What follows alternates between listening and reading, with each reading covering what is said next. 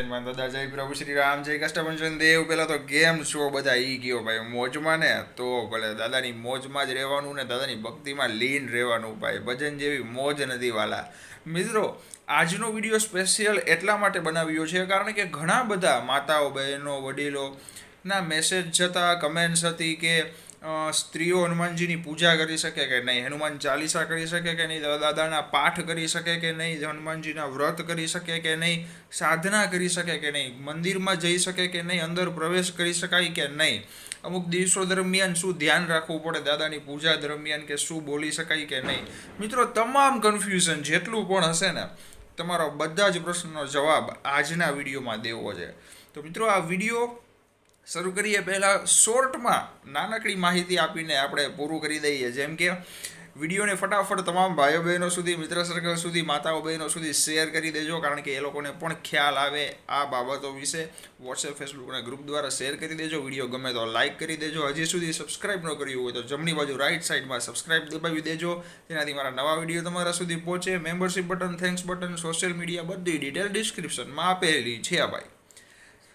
ઝડપથી જ બોલવું પડે ને ભાઈ, કારણ કે તમારો સમય એ કિંમતી છે, મારો સમય એ કિંમતી છે, બધા જનો સમય કિંમતી છે ભાઈ. એટલે આપણે ડાયરેક્ટ હવેથી પોઈન્ટ ઉપર આવશું ભાઈ. તો મિત્રો, સૌથી પહેલી વાત, જો સ્ત્રી અને પુરુષ છે જ નહીં. તમે કહેશો આવું કેમ બોલે છે? હા, સ્ત્રી પુરુષના પોશાક, કપડાં, પહેરવેશ અલગ છે તો મનુષ્ય માણસ જ છે ને. છે તો દાદાના બાળકો, બધા જ દેવી દેવતાઓ, ગમે તે તમામ દેવી દેવતાઓના બાળકો જ છે ને મનુષ્ય છે એ ભાઈ. તો મિત્રો, ભગવાનના અંશ છીએ. મનુષ્ય દાદાનો ભક્ત હોય, પછી એ સ્ત્રી હોય કે પુરુષ હોય, એ ભગવાનનો અંશ કહેવાય ભાઈ. એ ગમે એવું માણસ નથી, તમે ગમે તે નથી ભાઈ, હું ગમે તે નથી. વ્યક્તિ જે ભગવાનને માને છે, જે સાચા ભાવથી પૂજા કરે છે, શક્તિવાન, તાકાતવર હંમેશા હોય છે ભાઈ. બરોબર છે. એમ કે જગદંબા માતાજી, તો કે જગદંબા, અંબા, અમ્મા, એવું.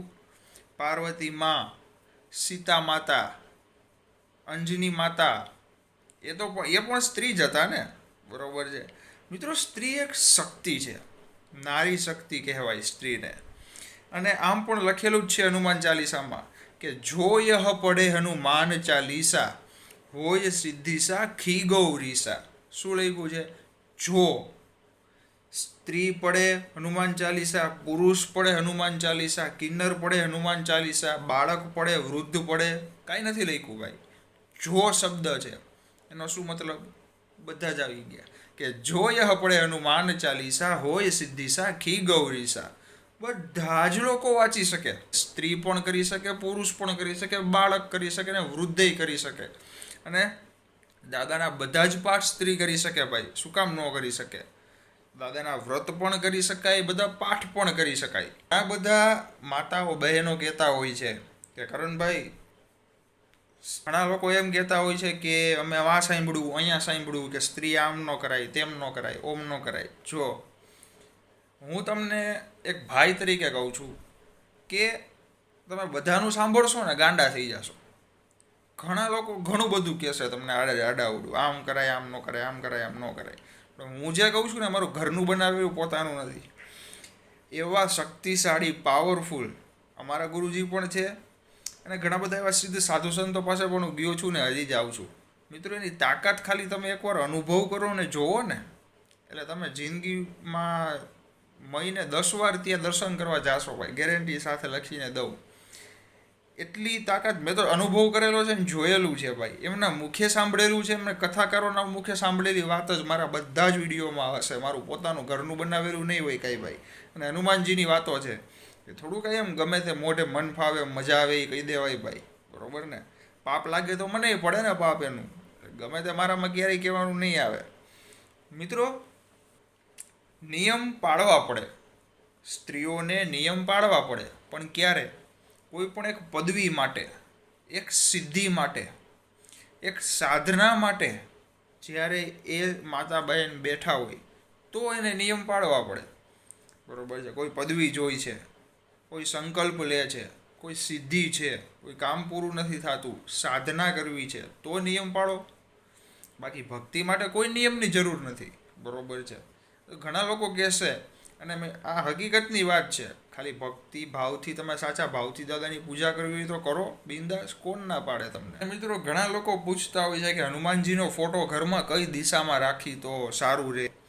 ભાઈ ગમે એ દિશામાં રાખો, ઉત્તર, દક્ષિણ, પૂર્વ, પશ્ચિમ, મજા આવે એ દિશામાં ફોટો રાખો દાદાનો, સારું જ રહે. કહેવાય તો ઘરની અંદર જ છે ને.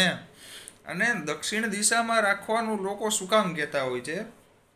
જો તમારા ઘરમાં કોઈની નજર હોય ખરાબ, બરોબર છે, ઘરના સભ્યો ઉપર કોઈની ખરાબ નજર હોય, કે પછી કંઈ કાળું ધોળું કહેવાય કે કંઈક કરી મૂક્યું હોય, કે ભૂત પ્રેત આવી બાધા ને ગમે તે આડાવડું હોય, તો દક્ષિણ દિશામાં રખાય. અને ઘરના મુખ્ય દરવાજા ઉપર જે ગેટ છે ત્યાં પંચમુખી હનુમાનજીનો ફોટો રાખો ને તમે, પૂરું, કોઈનું કાંઈ નહીં આવે. ગમે એવી મેલી વિદ્યા, કાળા જાદુ, તંત્ર ક્રિયા ગમે એવું કરે ને તમારા ઉપર ભાઈ, કોઈનું કાંઈ નહીં થાય. પંચમુખી હનુમાનજી ઘરના મુખ્ય દરવાજા ઉપર, એટલે અથવા તો દરવાજા પાસે દિવાલ ઉપર જરૂરથી ફોટો રાખવો ભાઈ, બરોબર છે. મિત્રો બીજી એક વાત કરવી છે. આ વાત જે કહું છું ને, સ્ત્રી અને પુરુષ બંને માટે કહું છું, બરોબર છે. તમે સૂર્ય નારાયણ, સૂર્ય દાદા છે, એની સામે ચશ્મા પહેર્યા વગર ઘરની અગાસી ઉપર, છત ઉપર ઊભા રહીને એક ધારું આમ જોવો, શું થશે? નહીં જોઈ શકો. માથું દુખવા માંડશે, આંખ દુખવા માંડશે, બરોબર છે. આંખમાંથી પાણી નીકળવા માંડશે. એમ થશે કે હવે આંખ બંધ કરી દઉં, બીજે જોઈ જાઉં, નીચે ઘરમાં વયો જાઉં કે વહી જાઉં, બરોબર છે. મિત્રો આવી જ રીતે હનુમાનજી જે છે ને ભાઈ, એના મંદિરે તમે જાઓ ને, દાદાના મંદિરે, ત્યારે હંમેશા દાદાની બરોબર સામે ઊભા રહીને પગે ન લાગવું, દર્શન ન કરવા. આ વાત ધ્યાનથી સાંભળજો, કોઈ નહીં કે. મેં ઘણા બધા સાધુ સંતો પાસે સાંભળેલી વાત કરું છું, અને કથાકારોએ કીધેલી વાત છે, અને મેં પણ અનુભવેલું છે પર્સનલી.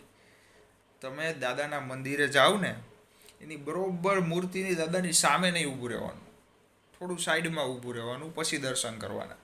શું કામ? હવે એ કારણ કહું તમને. મિત્રો હનુમાનજીની ઈચ્છા અને દાદાની સામે ઊભું કોણ રહે? તો કે પ્રભુ શ્રી રામ. બાકી કોઈની તાકાત નથી ભાઈ. હનુમાનજીની સામે રામ દાદા જ હોય, અને રામ દાદાની સામે નીચે હનુમાનજી જ બેઠા હોય કે બોલો પ્રભુ, તમે આજ્ઞા કરો ખાલી. એટલા માટે. અને હનુમાનજીનું તેજ કોઈ સહન ન કરી શકે ભાઈ. એ કંઈ ગમે એવી નાની વસ્તુ છે તેજ સહન કરવું દાદાનું, ગજબ તેજ હોય. અને દાદાને ખોટું ન લાગે એટલા માટે હનુમાનજીની સામે ઊભું રહીને પગે ન લાગવું. હા, બેસી શકો નીચે, અથવા તો સાઈડમાં થોડીક ડાબી સાઈડ છે કે જમણી સાઈડ છે, ઊભા રહીને દાદાના દર્શન કરવા, જેનાથી પણ દાદા રાજી થાય છે. અને કૃપા જે વરસાવતા હોય તો તમને આપે જ, આશીર્વાદ આપે જ, બરોબર. કદાચ સામે ઊભા રહ્યો તોય પણ ઓલી જે કૃપા આવે ને, અલગ દાદા આશીર્વાદ આપે. કોઈને આમ પ્રેમથી દાદા મોજમાં રાજી થઈ જાય ભાઈ. મને પોતાનો અનુભવ કહું છું તમને. મિત્રો ઘણા બધા બહેનોનો પ્રશ્ન હોય છે કે અમુક દિવસ દરમિયાન જ્યારે ઘણા લોકો કહેતા હોય છે કે મંદિરે ન જવાય, કે પગે ન લગાય, દર્શન ન કરાય, શું એવું દાદાની ભક્તિ કરવી હોય, પૂજા કરતા હોય તો શું એમાં ધ્યાન રાખવું પડે?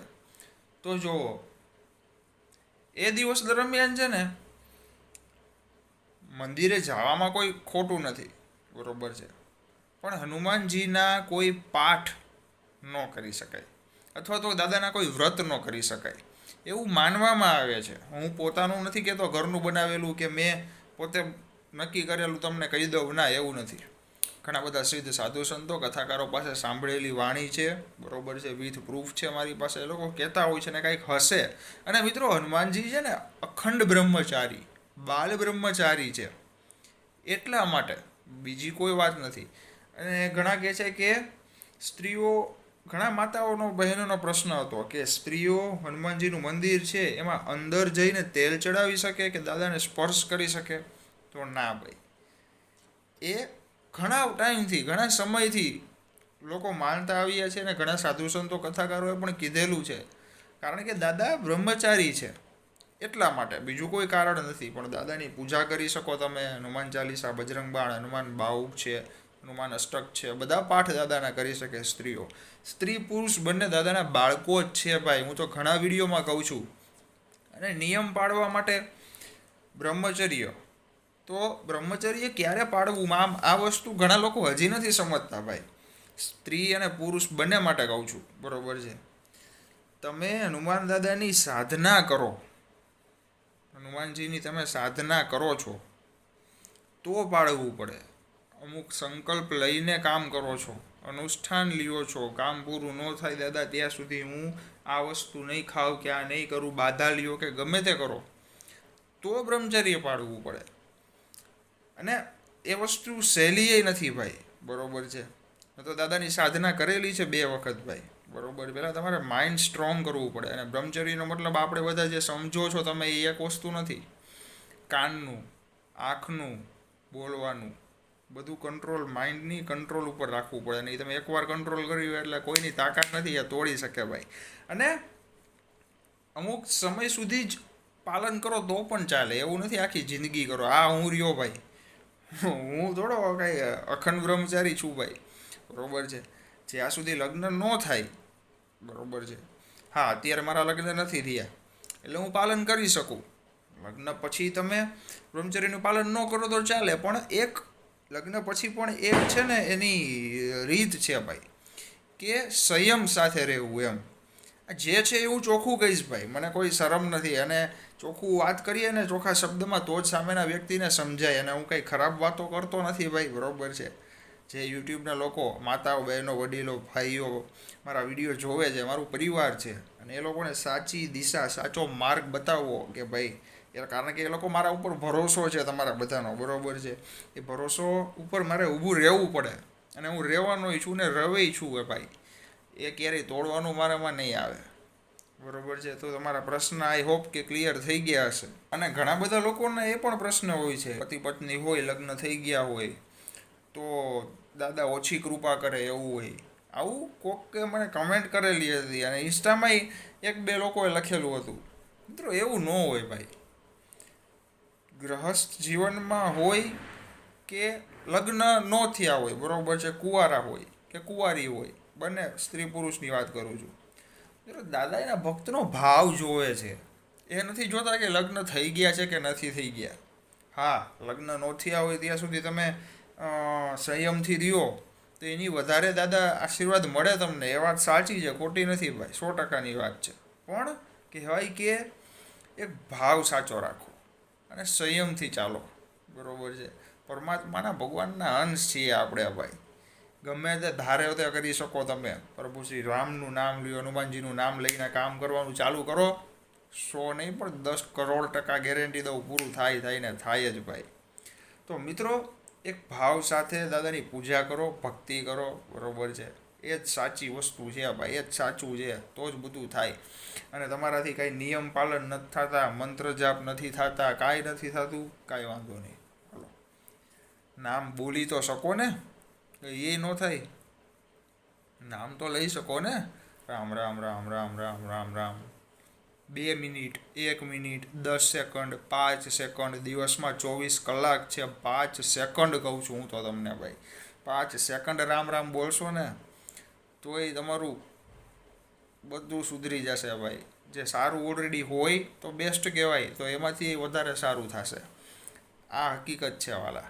તો મિત્રો, આઈ હોપ બધા જ માતાઓ, બહેનોને, વડીલોને આ પ્રશ્ન જે કાંઈ પણ એમના હશે એનો જવાબ મળી ગયો હશે. તેમ છતાં કાંઈ બીજા પ્રશ્ન હોય તો કમેન્ટ્સ ખુલ્લી જ છે, જરૂરથી કમેન્ટ્સમાં તમે પૂછી શકો છો. અથવા તો ઇન્સ્ટાગ્રામ કરણ દવે નામ છે, kરણ.dave_official11 નામ છે, અને ફેસબુકમાં કરણ દવે નામથી અકાઉન્ટ છે, ત્યાં પણ તમે મેસેજ કરી શકો છો. અને મિત્રો, બહેનો છે ને ઘણી વખત એ રીતે મૂંઝાતા હોય છે કે હનુમાનજી બ્રહ્મચારી છે, બરોબર છે, તો અમે એમને પૂજા કરીએ તો કઈ રીતે કરવી. જો માતા, જેટલા પણ માતા છે, બહેનો છે, હનુમાનજીને મોટા ભાઈ તરીકે માનો, પિતા તરીકે માનો, ગુરુ તરીકે માનો, બરોબર છે. ભાઈ, પિતા, ગુરુના રૂપમાં દાદાને તમે પૂજો ને, પછી તમારાથી નિયમ પાલન ન થાય ને તોય દાદા માફ કરી દે છે ભાઈ. પણ એ નિયમ પાલન ભક્તિમાં કહું છું હો. સાધના સિદ્ધિ માટે, સંકલ્પ અનુષ્ઠાનમાં તો નિયમ પાળવા જ પડે, એમાં ન ચાલે. પણ ભક્તિભાવમાં તમે દાદાને મોટા ભાઈ, પિતા, ગુરુ સમાન માની અને બસ પતી ગયું, પછી મોજ જ હોય તમારી લાઈફમાં. તો મિત્રો, આજનો વિડીયો અહીંયા જ આપણે પૂરો કરીએ. રજા લઉં. બહુ જલ્દી મળીએ નવા વિડીયોમાં. ત્યાં સુધી મોજ માર્યો, દાદાની ભક્તિ કરતા રહ્યો. વિડીયો ગમ્યો હોય તો લાઇક બટન દબાવી દેજો. તમામ લોકો સુધી વોટ્સએપ ફેસબુકના ગ્રુપ દ્વારા શેર કરજો, જેનાથી એમને પણ માહિતી મળે. ચેનલને સબસ્ક્રાઈબ ન કરી હોય તો અત્યારે જ કરી દો ભાઈ. જમણી બાજુ રાઈટ સાઈડમાં રેડ બટન લાલ બોક્સ છે, બાજુમાં ઘંટડી દબાવી દો, જેનાથી મારા નવા વિડીયો તમારા સુધી પહોંચતા રહેશે. Thanks button, membership button, social media account બધું ડિસ્ક્રિપ્શનમાં છે. બરાબર, રાજી રહ્યો, મોજમાં રહ્યો. અને કાંઈ પણ એવું હોય ને પૂછવાનું મન થાય, મને ખબર હશે ત્યાં સુધી કહીશ. નહીં ખબર હોય તો ઘણા બધા સાધુ સંતો છે, મારા ગુરુજી છે, બેઠા જ છે દાદા, એમને પૂછીને તમને કહીશ. પણ તમને જવાબ મળશે, એટલે એ બેફિકર રહેજો ભાઈ. બરાબર છે, મોજ માર્યો. જય બજરંગ બલી, હનુમાનજી મહારાજ, જય પ્રભુ શ્રી રામ, કષ્ટભંજન દેવ કી જય.